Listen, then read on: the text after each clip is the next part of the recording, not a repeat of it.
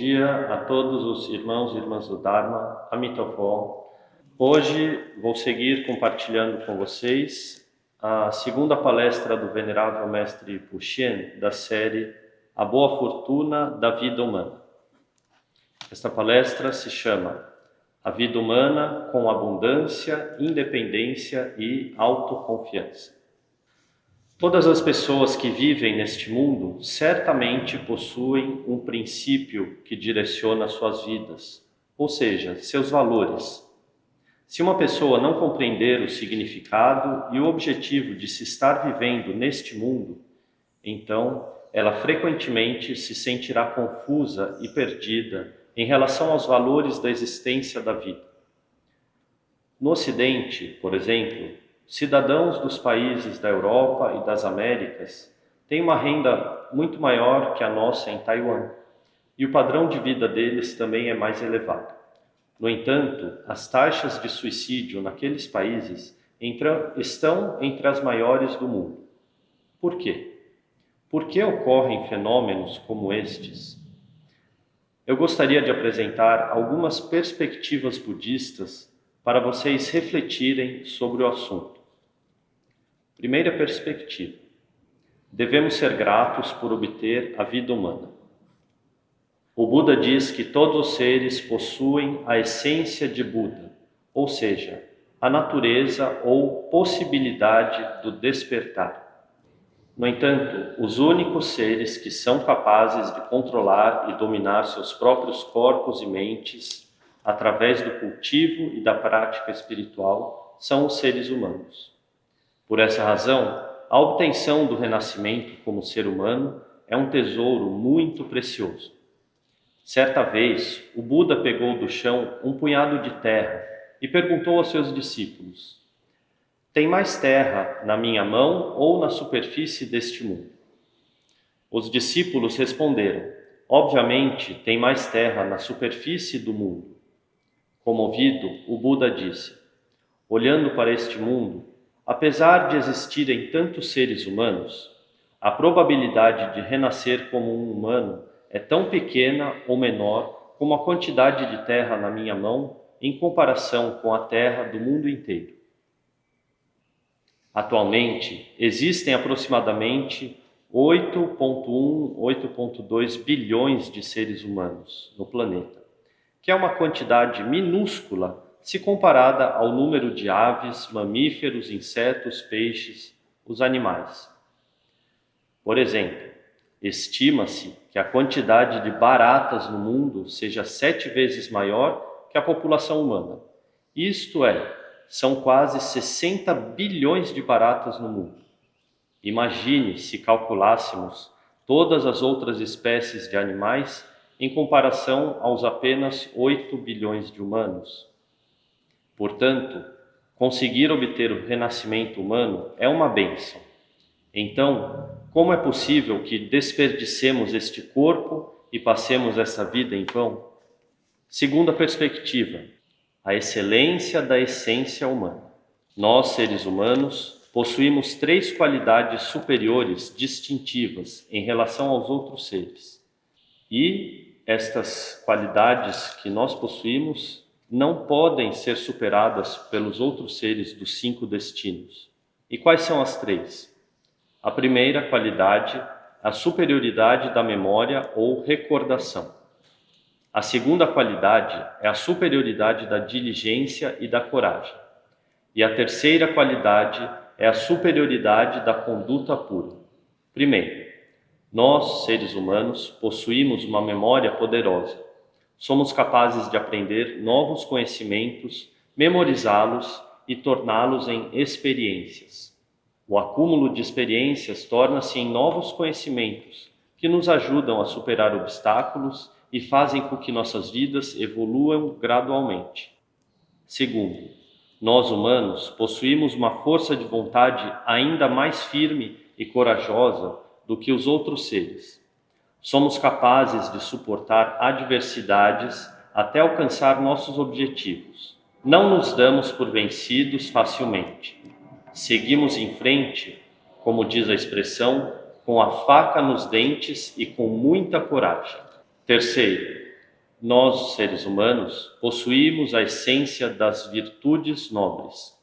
Nós somos capazes de controlar nossas próprias emoções e desejos, subjugar nossos impulsos e retornar aos nossos valores para seguir praticando os princípios éticos.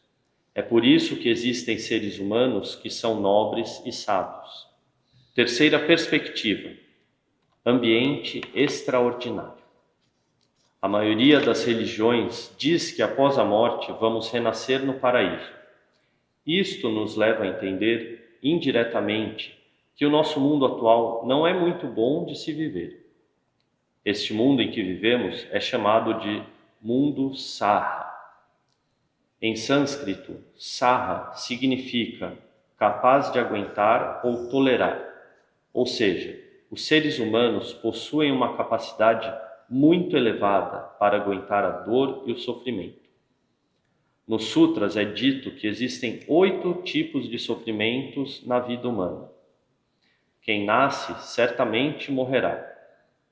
Entre o nascimento e a morte, há a velhice e a doença. Também unir-se com pessoas que detestam-se, separar-se de entes queridos, não obter o que se anseia quando os acontecimentos são contrários aos nossos desejos, etc. Apesar de que neste mundo existam aflições com diversos sofrimentos opressivos, o sofrimento e a felicidade por si mesmos não possuem uma natureza absoluta e permanente. As sensações de sofrimento ou de felicidade são definidas pela nossa própria mente, e é por este motivo que esta é uma ótima oportunidade para cultivar a mente e nutrir a essência, para avançar em direção à luz da sabedoria e à liberação.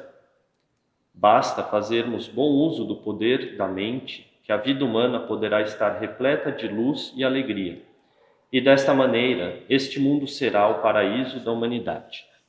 Ou então, sob outro ponto de vista, é exatamente porque vamos morrer que se revela a preciosidade de estarmos vivos. E por isso, somos capazes de valorizar ainda mais a afinidade compartilhada entre nós e nossos pais, familiares, amigos e seres queridos. Quarta perspectiva: auto-reconhecimento. Sócrates, o antigo filósofo grego, disse: a coisa mais importante na vida do ser humano é conhecer a si mesmo. Se uma pessoa não puder conhecer a si mesma, terá que esforçar em dobro para suportar a dor e o sofrimento, e muito provavelmente viverá de acordo com as expectativas dos pais e de outras pessoas. Por isso, fazer autoanálise, conhecer-se com clareza e autoafirmar-se é questionar-se: quais são os ideais e os objetivos da minha vida? Obviamente, este auto-reconhecimento necessita de um olhar com clareza para a própria identidade, condições e capacidades, e fazer uma avaliação minuciosa sobre estes aspectos. Uma pessoa que superestima a si mesma poderá se tornar arrogante e desprezar os outros. Uma pessoa que subestima a si mesma poderá ter sentimentos de inferioridade e lhe faltará convicção para realizar qualquer coisa a que se proponha. Após realizar tais avaliações errôneas de inflação ou desvalorização da própria vida, a vida geralmente se desenvolve de forma incompleta e deficitária. Muitas vezes consideramos que somos os mais capazes e que os outros não são páreos para nós. Na verdade, a pessoa que não é capaz de respeitar os outros não será capaz de verdadeiramente autoafirmar-se. Quinta perspectiva: autodesenvolvimento. O tempo pode ser tanto um nutriente para a vida, como também uma toxina. Por exemplo, utilizar o tempo para gerar más ações. Nós devemos fazer uso do tempo, aproveitá-lo bem e organizá-lo de maneira eficiente, sempre nos perguntando: no dia de hoje, eu aprendi com as qualidades e as experiências da vida de outras pessoas? eu me dediquei no serviço ao próximo? Será que eu compreendi o Buda Dharma, pratiquei o Buda Dharma, reduzi minha cobiça, raiva e ignorância e segui o exemplo do Buda para ter uma mente livre de obstáculos? Durante o autodesenvolvimento, também devemos aprender a fazer com que o trabalho seja agradável para nosso corpo e nossa mente. Nós devemos tomar o trabalho como um tipo de forja para o nosso desenvolvimento, aceitando-o com alegria e nos empenhando com esforço e diligência para realizá-lo. E ao mesmo tempo aproveitando para exercitar o corpo, testar nossas capacidades e desenvolver nossos conhecimentos e experiências. Então, trabalhar desta maneira será o mesmo que desfrutar da vida, ao invés de sentir que a vida é uma tortura. Se quisermos nosso desenvolvimento seja fluido e sem grandes problemas, devemos superar nossos maiores obstáculos, que são a nossa natureza habitual de ser relaxado consigo mesmo e rigoroso no trato com os outros, e superar a nossa mentalidade de favorecer a si mesmo em detrimento dos outros. Sexta perspectiva: autoexpansão ou expansão do escopo vital. Nós vivemos neste mundo e cada um de nós tem seu próprio espaço ou escopo vital e mental. Escopo ou espaço vital é onde colocamos nossos objetivos, desejos, relações, empreendimentos, etc. Ou seja, onde colocamos nossas energias e esforços. Se cada pessoa focar seu escopo vital em um único aspecto da vida, em um único ideal ou objetivo, ou, como se diz, quando colocamos todos os ovos em uma única cesta, quando você falhar em atingir esse único objetivo, isto será muito sofrido para si mesmo. Por exemplo, se alguém considera o casamento como seu único porto seguro, seu único objetivo de vida, quando esse casamento deixa de prosperar ou falha, termina, sua vida será como um balão furado, perdendo todas as forças para continuar. Ou ainda, se alguém considera o sucesso de sua carreira como seu único objetivo na vida, será que sua vida já não terá mais sentido caso não consiga ser bem-sucedido nesta carreira? Por isso, não restrinja seu escopo vital a um único aspecto da vida. Falando de maneira simples, não tenha uma visão míope sobre a vida. Não restrinja a vida a um único espaço ou assunto minúsculo, pois talvez nem sempre será possível alcançar aquele objetivo ideal único. Porém, nossa vida humana tem possibilidades ilimitadas e sempre é possível encontrar um escopo vital que nos seja mais adequado. Uma das maneiras de autoexpandir o escopo vital é afastar-se temporariamente do mundo das aflições e sofrimentos. Podemos ler livros sobre nobres e sábios, ou ler os sutras budistas e aprender os ensinamentos do Buda, para nos conectarmos com as ideias e pensamentos dos antigos sábios, pensadores, filósofos e cientistas de grande sabedoria. Isto nos ajudará a purificar nossas mentes, elevar o nível da nossa vida, preencher nosso vigor físico e mental, e nos tornará dispostos a receber de braços abertos nosso próximo desafio. Por que nossas vidas se tornam limitadas e impotentes? O Sutra do Diamante, que acabamos de ler, menciona sobre a conceitualização de um eu, de um indivíduo, de um ser vivente e de um período de vida, e como nós frequentemente restringimos a nós mesmos a estas falsas conceitualizações que nos impedem de superarmos a nós mesmos. Quando uma pessoa não consegue compreender a verdade do surgimento condicionado, ela pensa e age como se o mundo todo girasse ao seu redor e seu umbigo fosse o centro do universo. Ela pensa: eu sou o primeiro, eu sou o mais importante, eu mereço ser priorizado. Eu devo desfrutar e aproveitar da vida mais e melhor do que os outros, etc. Nós temos muitíssimo apego ao eu, e devido a esse apego ao eu, logo pensamos e desejamos o meu, o que produz pensamentos de amor e ódio, aferro e rejeição. Por isso, buscamos a todo custo tudo o que nos agrada, e rejeitamos, atacamos e hostilizamos aquilo que nos desagrada. Somente nos afastando das conceitualizações ilusórias de um eu, de um indivíduo, de um ser vivente e de um período de vida, é que seremos capazes de permitir que nosso escopo vital se desenvolva amplamente. É exatamente porque os Budas e os Bodhisattvas conseguem eliminar a ilusão e o apego a estas 4 conceitualizações que eles iluminam suas próprias vidas e então são capazes de aliviar o sofrimento e diminuir as dificuldades de todos os seres, liberando-os universalmente. 7ª perspectiva: recolher-se para dentro de si. Nós viemos a este mundo e cada um tem seus próprios sonhos e objetivos. E, ainda que o estilo de vida de cada um seja diferente, criar um grande paraíso de bênçãos e felicidade é um desejo comum a todos. Se a construção desse lugar de bênçãos e felicidade basear-se na busca incessante por objetos externos, nossos corpos e mentes ficarão mortos de cansaço na armadilha desta busca sem fim. As sementes da felicidade dificilmente se enraizam no solo da mente agitada, e ao buscarmos externamente por objetos impermanentes, naturalmente não poderemos saborear os frutos verdadeiros da felicidade.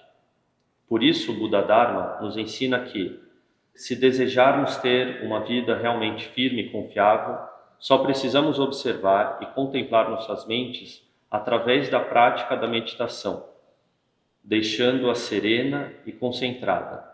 E então conseguiremos desfrutar da alegria de que todos os fenômenos são contemplados em perfeita quiescência. Se conseguirmos recolher nossas mentes dispersas e indolentes, fazendo-as voltarem-se para dentro em introspecção, então a vida, tal como a planta que recebe água e nutrientes de uma fonte, germinará, crescendo incessantemente e dará incontáveis frutos.